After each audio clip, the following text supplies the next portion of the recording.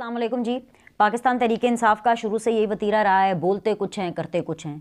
जो वो बोलते हैं वो ख़ुद इंश्योर करते हैं कि वो वैसा कुछ ना करें, जैसे कि सादगी, जैसे कि हमें कोई लालच नहीं है, हमें कोई पैसा वैसा नहीं चाहिए, और ये क्या चीज़ें हैं, हम तो रियासत मदीना बनाना चाहते हैं, हम तो आवाम की खिदमत करना चाहते हैं। मैं एक सिर्फ छोटी सी मिसाल आपको दूंगी। सदर आसिफ अली जरदारी साहब और मोहसिन नकवी ने अपने अपने ओहदे संभालते ही ये अनाउंस किया कि वो कोई सैलरी नहीं लेंगे। अच्छा, ये अच्छी बात है, वो नहीं लेंगे, उनको लेनी भी नहीं चाहिए। आसिफ अली जरदारी साहब माशाल्लाह, अल्लाह ताला उनकी रिज़्क़ में और बरकत डाले और अल्लाह ताला उनको ढेर सारे और पैसे दे। वो बहुत अमीर है, वो बहुत अमीर है, he has a lot of money. और क्या फ़र्क पड़ेगा, उनकी कितनी तनख्वाह होगी, मतलब एक सदर की कितनी तनख्वाह होती है, 5 लाख, 10 लाख, 15 लाख मैक्स। सो उनका इससे क्या बनेगा, ये तो बिल्कुल आटे में नमक के बराबर है जितनी दौलत आसिफ अली जरदारी साहब के पास है। लेकिन फिर भी उन्होंने एक जेस्चर शो किया ना, ये जेस्चर शो किया कि भाई मैं तनख्वाह नहीं लूँगा। भाई अगर आपको एक चीज़ मिल रही है और फिर भी आप उसको लेट गो कर दें, पाकिस्तान में ये बहुत बड़ी बात है। उसी तरह मोहसिन नकवी साहब, of course I am sure कि उनका अपना चैनल भी है, एक लाइफ भी वो बड़ी एक अच्छी ज़बरदस्त और एक हाई क्लास लीड टाइप की गुजार रहे हैं। अब तो खैर लॉ मेकर्स में से हैं, इसलिए लॉ मेकर में से हैं क्योंकि अब तो पार्लियामान में आ गए ना, पहले पंजाब में, अब तो उसमें तो अभी तो कानून साजियाँ करेंगे और ये बड़ी मतलब लेवल ही कुछ और है उनका। और उन्होंने भी कहा कि वो सैलरी नहीं लेंगे। ठीक है, होना तो ये चाहिए कि वो पर्क्स भी ना लें, जो उनको सिक्योरिटी जो प्रोटोकॉल मिल रहा है वो भी ना लें। लेकिन ख़बर ये नहीं है, ख़बर ये है कि वो लोग जो कि पीपल्स पार्टी को चोर डाकू लुटेरा कहते थे, वो लोग जो कि मोहसिन नकवी के सुबह दोपहर शाम उनके कैरेक्टर के ऊपर उंगली उठाते हैं, ये वही लोग हैं जिनका ताल्लुक़ पाकिस्तान तहरीक इंसाफ से। आरिफ अलवी साहब ने, जी वही जो उनके सदर थे, उन्होंने जब वो सदर थे तो ना उन्होंने सदारत का कोई मान रखा उस ओहदे का, ना उन्होंने अपनी पार्टी का मान रखा, ना उन्होंने इस्टेब्लिशमेंट का मान रखा, ना उन्होंने पाकिस्तान का मान रखा। वो किसी के भी नहीं बने, उन्होंने कोई काम भी पूरा नहीं किया। पाकिस्तान के बारे में उन्होंने क्या सोचना था, उन्होंने किसी के बारे में नहीं सोचा। 2, 3, 4 कश्तियों में एट द सेम टाइम वो ट्रैवल कर रहे थे और फिर ऐसे लोगों का कुछ नहीं बनता। अब वो तो चले गए, तो सदर को एक एजाज़ी घर मिलता है after the retirement, that is a part of the entire procedure कि सदर हैं, रिटायर होंगे तो उनको क्या क्या मिलेगा और क्या। अब आरिफ अलवी साहब भी कोई गरीब तो है नहीं। आरिफ अलवी साहब ठीक है, आसिफ अली जरदारी जितने तो नहीं, लेकिन उनसे कोई बहुत कम भी नहीं। इतने तो खैर वो नहीं है लाले पड़े हुए उनको पैसों के। काम उन्होंने बहैसियत सदर अपना ठीक नहीं किया, रत्ती बराबर भी उन्होंने काम नहीं किया। यानी उनकी जो सदारत का दौर है वो स्याह बाप की तरह याद रखा जाएगा, ऐसा ब्लैक फेज, ऐसा डार्क फेज जब सदारत के हवाले से बात की जाएगी। भाई उनको वो घर दिया, वो जाते जाते वो घर भी ले गए। मतलब उन्होंने ये तक जहमत नहीं की कि भाईजान मैं ये घर क्यों मतलब ले रहा हूँ, कि अलवी साहब ने सरकारी घर को छोड़ना तक गवारा नहीं समझा। उन्होंने कहा मिल रहा है ले ले, ना उन्होंने उस घर में रहना है, ना उन्होंने कोई क्यों ज़ाहिर, उनको तो बड़े घर की आदत है। और माशाल्लाह अमीर इतने हैं, बच्चे भी कमाऊ पूत हैं, ख़ुद भी कमाऊ पूत हैं, और दांतों का तो इलाज ही आपको पता है कितना महंगा होता है।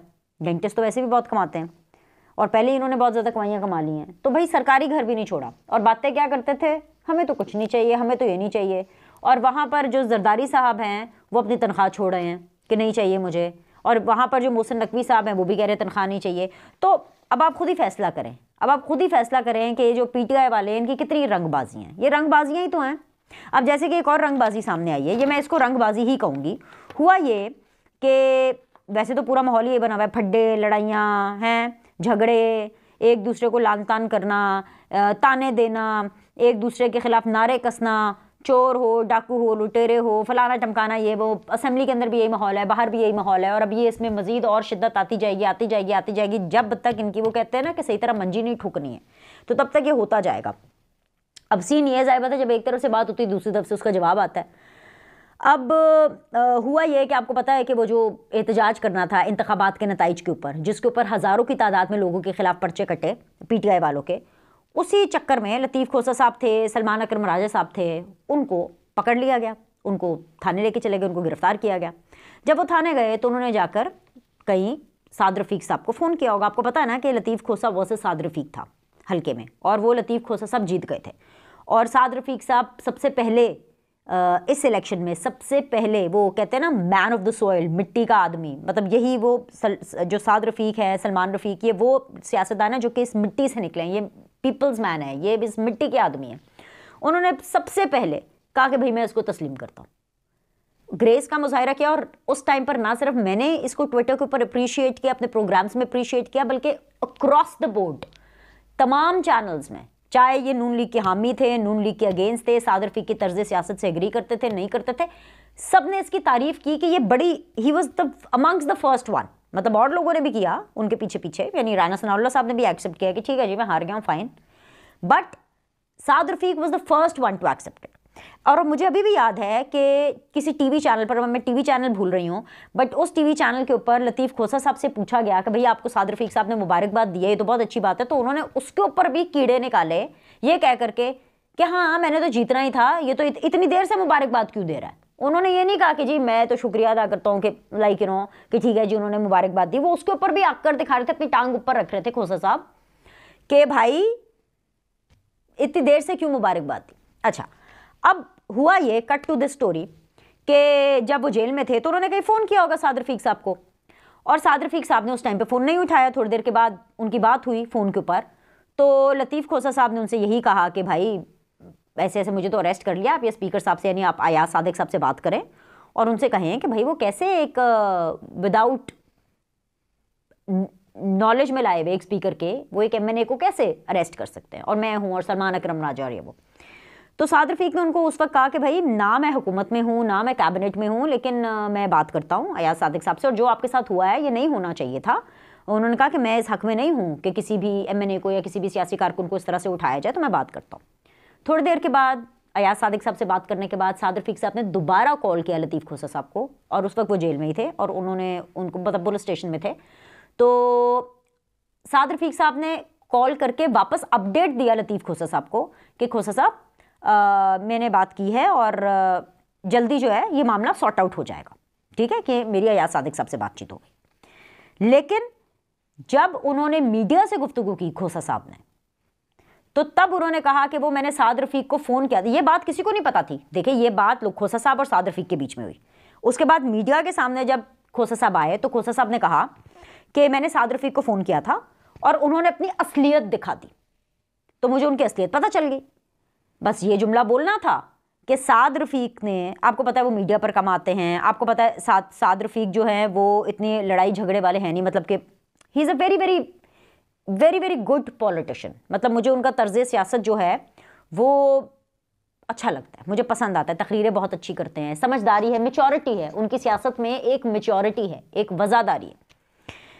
उसके बाद ख्वाजा साद रफ़ीक साहब ने कल शाम को एक ट्वीट किया, और फिर वो ट्वीट मैं आपको पूरा पढ़ के बताऊंगी ताकि आपको पूरी स्टोरी का पता चले। अभी जो मैंने आपको स्टोरी बताई थी वो वर्जन था जो कि खोसा साहब और ओवरव्यू आ रहा था। अब मैं आपको वो वर्जन बताऊंगी जो साद रफ़ीक साहब ने बोल कर नहीं, टीवी चैनल पर बोल कर नहीं, ट्वीट पर अपनी टाइमलाइन पर दिया, खोसा साहब की असलियत वाली क्लिप को टैग करके, और उसका कैप्शन उन्होंने लिखा वजाहत।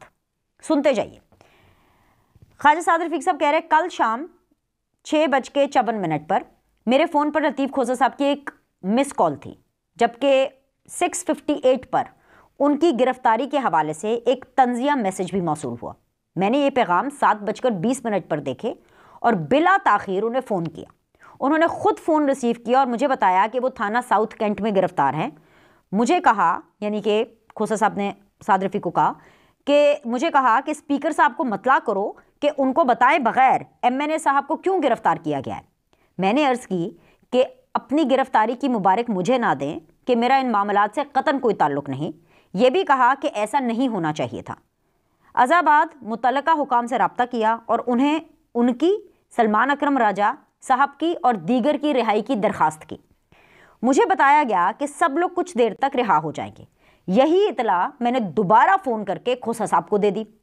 खोसा साहब याद रहे, आप जीते हैं, मैं तो हारा हूँ। अब यहाँ से उनका डायरेक्ट मैसेज शुरू हो गया है खोसा साहब को। लड़ाई इतनी बढ़ गई क्योंकि खोसा साहब ने जो कहा ना जी मुझे असलियत का पता चल गया है और ये फलाना टमकाना, और वो जो आग के गोले उन्होंने बरसाए हैं, तो उससे टेंशन हुई। और मुझे लगता है कि आने वाले दिनों के अंदर टेंशन और बढ़ेगी, क्योंकि साद रफीक साहब लड़ना नहीं चाहते और खोसा साहब और इनकी जो पूरी पार्टी है वो तो इसी मिजाज में है, वो तो लड़ना चाहती है, वो तो लड़ने के मूड में है। अब यहाँ से साद रफीक साहब खुद लिख रहे हैं मुखातब करके खोसा साहब को कि खोसा साहब याद रहे कि आप जीते हैं, मैं तो हारा हुआ हूँ, मुझ पर गुस्सा निकालने की कोई ज़रूरत नहीं है। आपने मीडिया पर असलियत की बात की, अफसोस हुआ। किसकी असलियत क्या है सब अच्छे से जानते हैं। आपका मेरे बारे में ये अल्फाज इस्तेमाल करना नामुनासिब अमल है। मुझे आपसे नहीं उलझना, चुनाचा असलियत की बहस में ना ही पड़ें तो बेहतर होगा। आप बात को मीडिया पर ना लाते तो मुझे भी इसकी वजाहत करने की ज़रूरत ना पड़ती। अब ये जो मामला है मुझे लगता है ये इस ट्वीट से ख़त्म नहीं होगा, क्योंकि खोसा साहब ऐसे नहीं रुकेंगे। उन्होंने एक फायर कर दिया है, उन्होंने पहले भी एक फायर किया था, उसको भी साद रफीक साहब ने इग्नोर किया कि अच्छा चलें ठीक है अब तो हार गया। साद रफीक साहब ने ना इलेक्शन दोबारा लड़ना है, एटलीस्ट रीसेंट टाइम्स में तो नहीं लड़ना, उन्होंने मना कर दिया। और ना वो काबीना का हिस्सा हैं। उन्होंने वैसे कहा है कि जी मैं शहबाज साहब, नवाज शरीफ साहब, आपको जब मेरी ज़रूरत होगी मैं वैसे आपके साथ हूँ, मीटिंग्स में भी हूँगा, असिस्ट भी करूँगा, सब कुछ है, बट मैं ना इस काबीना का हिस्सा हूँ और ना मुझे दोबारा इलेक्शन लड़ना। सिमिलर केस राना सनाउल्लाह साहब का, क्योंकि पहले खबरें आ रही थी ना उनको सेनेटर बनाया जाएगा, उनको ये किया जाएगा, उनको ये किया जाएगा, ये ऑप्शंस हैं, एमपीए के टिकट होगा, उनको जो है बाई इलेक्शन लड़वाया जाएगा, एक्सेट्रा एक्सेट्रा। आज की डेट में राना सनाउल्लाह साहब बिना इलेक्शन लड़ने के लिए कुछ दोबारा कीन है, ना ही वो काबीना में आने के लिए कीन है। और उनका भी यही ख्याल है कि इस हुकूमत का हिस्सा कोई बनने की ज़रूरत नहीं है। दूसरी तरफ परवेज़ रशीद साहब की तो वैसे ही जो एडजस्टमेंट है वो पंजाब में हो गई है, क्योंकि जाहिर सी बात है वो थोड़ा सा ज़रा एंटी इस्टेब्लिशमेंट एक बयानियाँ रखते हैं, या जो अभी एंटी इस्टेब्लिशमेंट नून लीग नहीं है ना, अब तो नहीं है, अब तो बिल्कुल भी नहीं, वो छोड़ आए हम वो गलियाँ, अब तो ये कभी भी नहीं होंगे एंटी इस्टेब्लिशमेंट। अभी तो इनकी फुल सेटिंग चल रही है, क्योंकि शहबाज शरीफ साहब जो हैं वो तो बिल्कुल ये इस सिस्टम में बिलीव नहीं रखते। इसके अलावा जो जाहिद हामिद हैं, अनूशे रहमान हैं, डार साहब को बस हल्का सा टेम्परेरी तौर पर अकोमोडेट किया गया है, वो भी एक फेस सेविंग के लिए, जैसे मैं इसकी पिछली वीडियोस में गुफ्तगू कर चुकी हूँ। लेकिन इन लोगों को भी कुछ खास दिया नहीं गया, और उसकी वजह यह है कि नून लीग का एक डर भी है कि जाहिर सी बात है वो ख़त्म नबूवत और इन सारी चीज़ों को लेकर के, और ये जो सारी मामलात हुए हैं इसके ऊपर एक नया कट्टा ना खुल जाए, इसके ऊपर एक नया वाबेला ना हो जाए, इसके ऊपर कोई मज़ीद इशू ना हो जाए। सो मामला ये है कि जो शहबाज साहब की टीम है वफाक में वो उनकी टीम है, और जो पंजाब में चल रहा है वो भी नवाज शरीफ की टीम नहीं है। बेसिकली नवाज शरीफ की टीम ना वफाक में है और नवाज शरीफ की टीम पंजाब में भी नहीं है। ठीक है, मरीम नवाज़ उनकी बेटी ज़रूर हैं, लेकिन नवाज शरीफ की जो टीम है, जो नवाज शरीफ का विजन है, जिस नवाज शरीफ को एटलीस्ट मैं जानती हूँ, जिस नवाज शरीफ के साथ मैंने उनका दौरे इक़्तिदार जब वो प्राइम मिनिस्टर थे मैंने वो भी कवर किया है, मैंने उनकी अपोजिशन भी कवर की है, मैंने उनसे वफ्तन फ़वफ्तन over a period of so many years, जब से मैं इस प्रोफेशन में हूँ, मैंने मुलाकातें भी की हैं, मैंने उनको बहुत से मामलात में नवाज शरीफ साहब को ग्रो होते हुए भी देखा है, बहुत से मामलात के अंदर उनको बर्दाश्त करते हुए भी देखा है। मतलब जितना मैं नवाज शरीफ को जानती हूँ ये उनकी हुकूमत नहीं है, और ना वो इस हुकूमत को चला रहे हैं, और आगे वो इस हुकूमत को चलाएंगे भी नहीं अनटिल अनलेस के कोई करिश्मा, कोई मिरेकल ना हो जाए।